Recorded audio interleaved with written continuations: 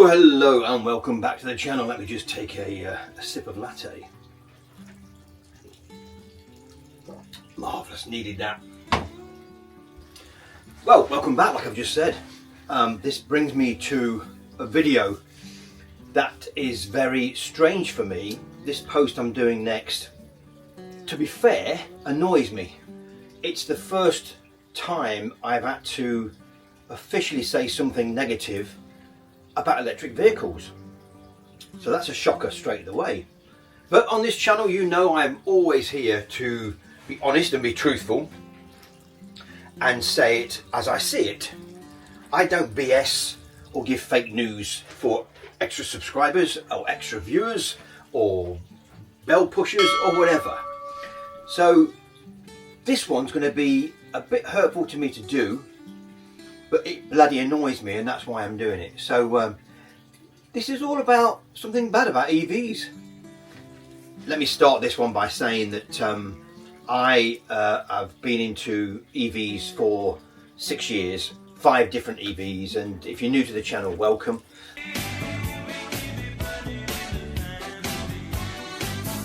My son, or 2 of my sons, have had electric vehicles. One of them has had to have one through work. Now, it's not really an electric vehicle, it's a hybrid. Not something I'm a fan of, but, and I don't like calling them electric vehicles, not really to me EVs, but he's had a bit of an issue with it. It's a company car, so I'm not going to bring that one into the fray because it was sorted by BMW. Turned out to be an issue that I can't even remember what it was all about, to be fair. But yeah, it's done and dusted. So that one's out of the way, but I thought I'd mention it because it's one of many been rolling on in our family at the moment. Let me bring you around to the ones that are really concerning. And that is the 2 that are Stellantis vehicles. I need another sip of latte before I continue because it really annoys me. More like a gulp than a sip. Okay, back to it. My son has had an electric car before the one he's got now. Let's just make that clear. It was a Nissan Leaf, 30 kilowatt hour battery. He loved it. It was a very good car to him. He had it for over a year, but he used it for commuting and everything else, and it did exactly what it said on the can. It was perfect, great car. But here's where it all went a bit sour. So let me give you the bad side of it. 2 cars, both EVs, both on finance, both being paid for, levelled off in money because of the savings of the fuel. Great, lovely way to buy it, other than a lease. So they're going on very happy with these cars. The car that my daughter-in-law purchased was a Vauxhall Mokka E. It has been on this channel. You will see it if you go back and look where I did a review of the Mokka used EV. It was her vehicle. She loves the thing, and yeah, it's a great car. Well, this is what happened to both cars, and this all happened within about 4 weeks. My son Kyle, he goes out in the morning to start the car. There's a message come up. Anyway, he goes to start the car, it starts. He drives it, looks up what it says, and basically it's telling him to get into a dealer as quick as possible. Anyway, he lets me know on the phone, "Pops, I've got a problem with the car. What does this mean?" I went, "Oh, could be anything. Could be anything." Anyway, we were going across there. We went across on I think it was a Saturday or a Sunday morning. And I said, "Right, the best thing you can do, Kyle, is you've charged it here. If it's something to do with a high voltage battery, let's go down to the rapid charger down the road here, and the Adam at McDonald's or Instavolts. Let's see if it clears the code and everything's happy again." Anyway, he gets it out the drive, and the car goes into limp mode, basically. Yeah, 15 mile an hour tops. So I followed him out of his house, all the way through his town, up to the chargers, get it on, let's see what happens. He plugged it in, it seems to be working, then boom, cuts out, same thing comes up on the dashboard. Oh dear, this sounds terminal. Anyway, the story then proceeds that I basically followed him home. He then gets in touch with a Stellantis garage local to him, and then he manages to get it picked up and took into them on the Monday or Tuesday morning. Can't remember the exact date. The car's in there. They basically told him that he had to pay initially for a diagnostic check a couple of £100. They scanned it, they couldn't really see, they couldn't really tell him exactly what it was, and so they said, look, this might be a warranty job, we'll find out. It then got took away from that garage and down into Peugeot Direct somewhere within the Peugeot system in the UK. He didn't even know where it went, to be fair. And they gave him a Mocha EV to use as courtesy car, which was great. That was one blessing out of it. So the thing's in repair at Peugeot. He waits 2-3 weeks. The car is done. Goes to pick it up. Piece of paper. All it says is one line of repair of what they've done. Couldn't make head or tail of what they meant. Okay, high voltage repair. So very, very basic. Didn't even know what they'd done. Now the good thing is, and this is where I can turn it on its head about his Peugeot, is that it was all repaired under warranty. Now don't forget, this car really is out of the normal regular 3-year Peugeot warranty on the car. It's only got the warranty on the battery and the motors, and luckily they classed it as a battery issue, so whatever they did around that battery or connected to that battery was fixed by Peugeot free of charge. Well done, Peugeot. But there is a big however to this story. The thing with this story is that since the Peugeot came back, don't get me wrong, it's been fine. He's used it now for the last 2 to 3 weeks, no issues whatsoever, but it still haunts him that he never got a full descriptive breakdown of what the repair, was actually done to the vehicle.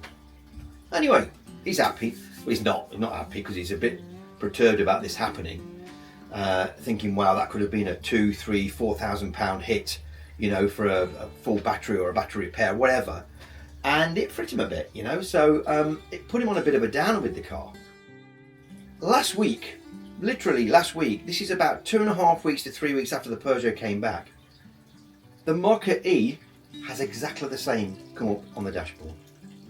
High voltage error, get it into dealer, blah blah blah, don't use it. The only difference is it didn't go into limp mode. So we feel, or I feel, that it was something different. Because that phrase, that high voltage, it can be anything leading to it. It can be a charge cable, it can be it can be anything, a loose battery, a 12-volt battery issue. There could be a bill. They have actually said that the worst scenario, there could be an overall bill of around £2,500. They are saying that it might be the onboard charger in the Mocha E. Now we know that wasn't the problem with the Peugeot E208. That was completely different. They never mentioned anything about an onboard charger. But there is a twist to this as well. They also found the air conditioning not working. Now, you connoisseurs out there of EVs will know that the battery management system uses the air conditioning to keep the battery cool in the summer. And we have had some hot summer days this year since you bought that Mocha E about 3-4 months ago. So yeah, is it that? Is the air conditioning giving the problem? Has that made this high voltage warning come up? And is that why it's not going into a limp mode? Because it's still okay to a point, but they're advising to take it into a dealer. So you can't really take these things, a 3-4-year-old, into normal garages per se, because the normal mechanic has no bloody idea. He has no equipment to check them. He can't define what's wrong with them unless it's a mechanical issue. Oh yes, there's a ball joint broke. Oh yes, I can see your shock absorber's not working. There's a spring broke. Obvious stuff, we can all do that. It doesn't take, a rocket scientist to tell you that. But when it comes to the electrical side and the more in-depth battery and software issue, you really do need to take them back to dealers, and this is where the money starts getting big. And this is why they're quoting £2,500 if it turns out on the Mocha E to be the onboard charger. Wow. You spend 12k on a car, you have it for 4 months, and then this happens. Okay, I know what a lot of you are asking, well, could she have not have bought the aftercare warranty on the car for maybe 12 months or a 2-year warranty, and it would have covered that? Yes, I suppose she could have done. But some of these are very, very expensive on EVs. I'm not even sure she was offered it, to be honest, but maybe if she'd have pushed and asked, they might have offered her something. But some of them ain't worth the paper they are written on. So caveat on emptor on that one. When that car went in, they said the same to her. Oh, you'll have to pay the £200 to get it on a diagnostic before we can go any further. Okay, well, just get it on Diagnostic, find out what you can. And that's as far as it's gone so far. That's how they found out that the air conditioning wasn't really working.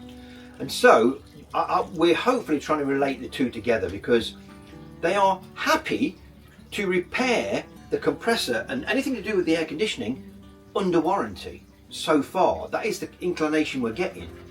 Now, if that's the case, that means then that anything to do with the air conditioning is obviously to do with the battery and the battery cooling system. And that's why they're probably doing it under a battery warranty rather than a complete car warranty. It is really confusing. It is very, very off-putting, and it's pissed me off a bit, to be fair, because look, on this channel, I'm a massive advocate for electric cars. Let's put it in perspective here, because the Mokka-e is not a high mileage car. I believe that it's no more than around 22,000, 23,000 on the clock as we speak.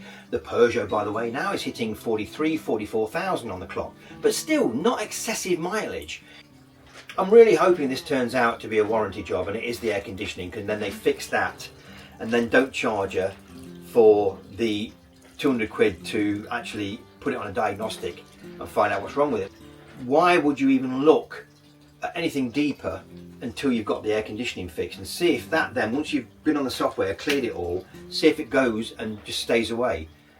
And that would be the fix, if you want to call it that. If there's anyone with Stellantis based cars, that's Peugeot, Citroens, Vauxhall, straight away, they're the three common ones.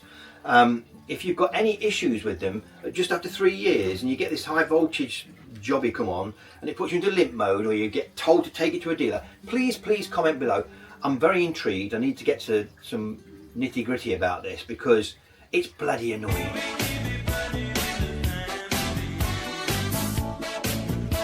Okay, this brings me to the MG ZS of my son. You'll know him off the channel, KK2 I call him. He, or should I say his wife, purchased a MG ZS around 15 months ago. Been well pleased with it. It's been a great little car to them. I say little, it's quite a medium to large SUV. It's done everything they wanted it to do. They've got 2 kids and one's a baby, and yeah, so they've got the space and everything else. And they even road tripped it all the way down to the south coast of England. And that thing, when it's loaded, and it's not summer months, on the motorway at 70, 75, you will get it down to about 130 mile range. So yeah, he had to stop 3 times, I believe, on the way down there, and again the same on the way back. But look, he did it, so it proved it can do it. Around town and everything else, and using it for school runs and whatever, they've been happy with it, because I think they get about 160. The MG ZS for them is a perfect car, and it was a perfect price, market value when they bought it around 15 months ago. So they've had this thing for a while. It's cost them nothing. It flew through an MOT, may I say, about 4 months ago. No hidden costs there. So this brings me to where we are now with it. And again, the EV failures within the KK family at the moment.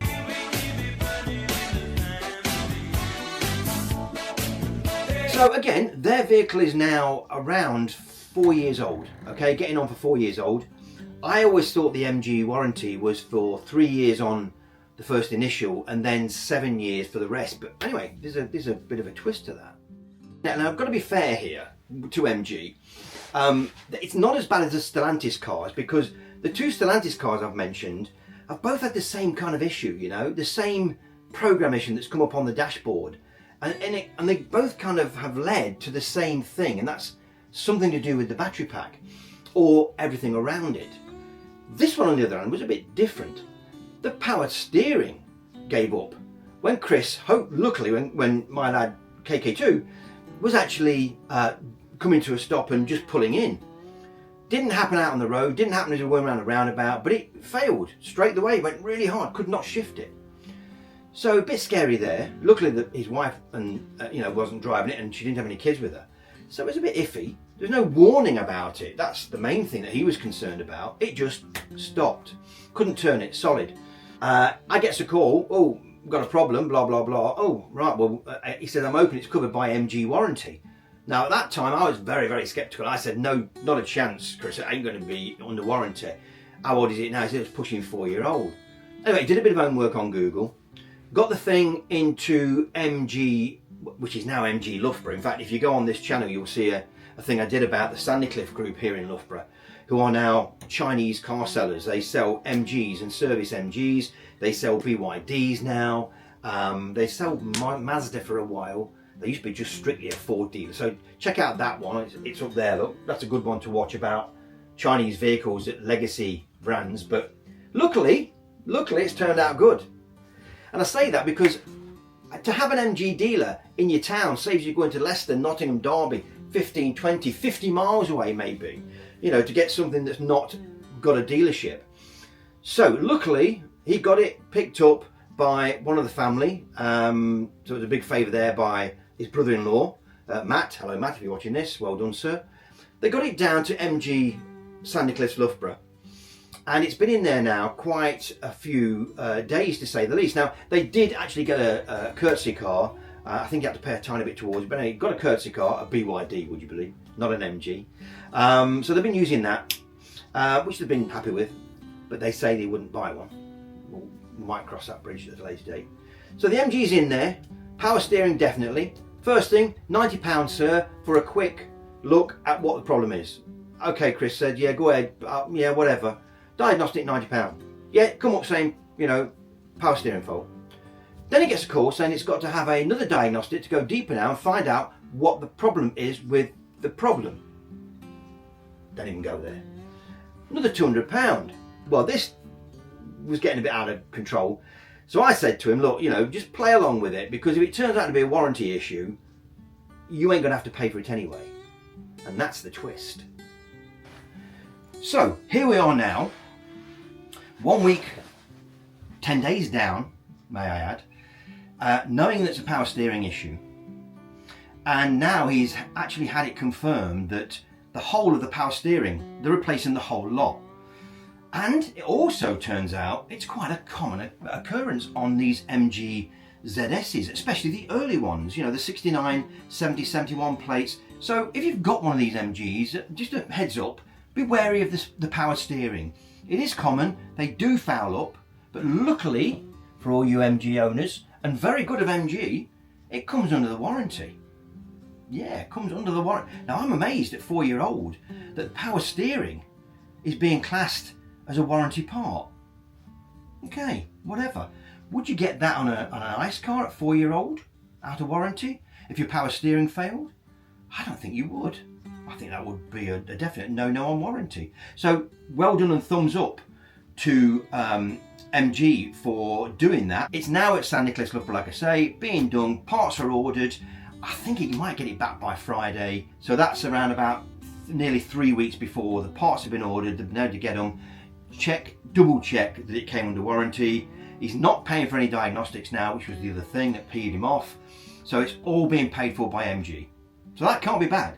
So just the knockers of Chinese vehicles, be very wary, because so far, you know, it turns out that it's been okay. It's under warranty. The whole power steering, which is being replaced, parts and labour, free.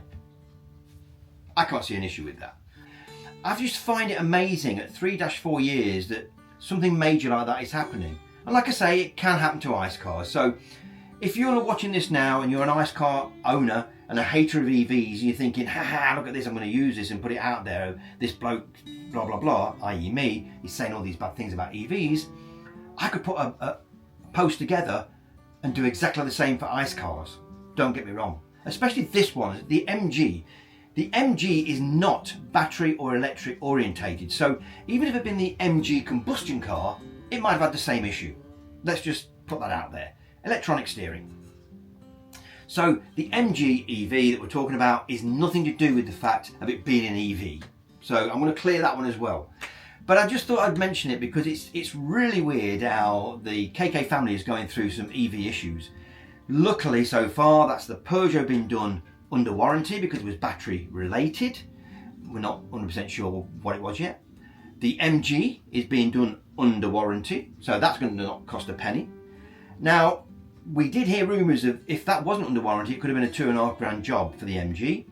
The Peugeot could have been anything up to 3-4 grand, depending if it was a battery pack down and some cells replaced or whatever. I don't know, but again, under warranty. So we await now for the Mokka EV to be sorted. We are around 3 days later since I first did the first bit of this post. I was awaiting to see if the Mokka EV had been touched or done, or we had some kind of verbal that was coming under warranty, but we hear nothing as yet. Like I say, that thing as well is now at a Vauxhall dealership under the Stellantis brand, and we still await to see if that's going to be covered by warranty. We have been told that the air conditioning unit, which has failed miserably and not been working for quite a while, will be paid for under warranty by Stellantis. Now I'm hoping that that's the only thing they found, and even the money, and again they went through this diagnostic hell of paying up front £200 for nothing and all the rest of it, and I think that hopefully will all be cleared as well. I will make a short as a backup to this post if I don't get the results before I come around to editing this about the Mokka EV. I hope it does come under warranty, all of the work, but we'll wait and see. So yeah, bit of a downer really, although it's not my vehicles, they are my sons, you know, and daughter-in-laws, and it's just really bad because they struggle on a day-to-day basis. They only get by every week, and so when something goes wrong to a vehicle that you're paying for on a loan basis, it's very difficult to find £1,000, £2,000, £3,000, £4,000 to try and repair a car that you use on a daily basis to take kids to school. So it's just a heads up that things are happening negative in the EV world, and like I say, hand on heart, I will, and I've had to say all this because on my channel I don't BS. Alright people, thanks for watching. I hope it's been enlightening to you. Don't be put off by buying a used EV because, like I say, the BMW I first mentioned was a company vehicle, and that's a crappy hybrid anyway, a PHEV, so they always go wrong. Don't buy a hybrid. Stay away from PHEVs. If you're going to buy something, anything with a battery other than the 12-volt battery up front, buy a full electric car. I've ranted enough as I normally do. Thanks for watching again. Please subscribe if you've not. And always, every video, every post you watch, every little, even my shorts, just go through them and click that bing, that bell icon to give me a thumbs up, you know, as well. Give me a thumbs up on every one you watch. It helps the analytics tremendously. Thanks for watching people. We'll catch you again. I'm out of here. I'm getting hot and it's time for something cold. Later.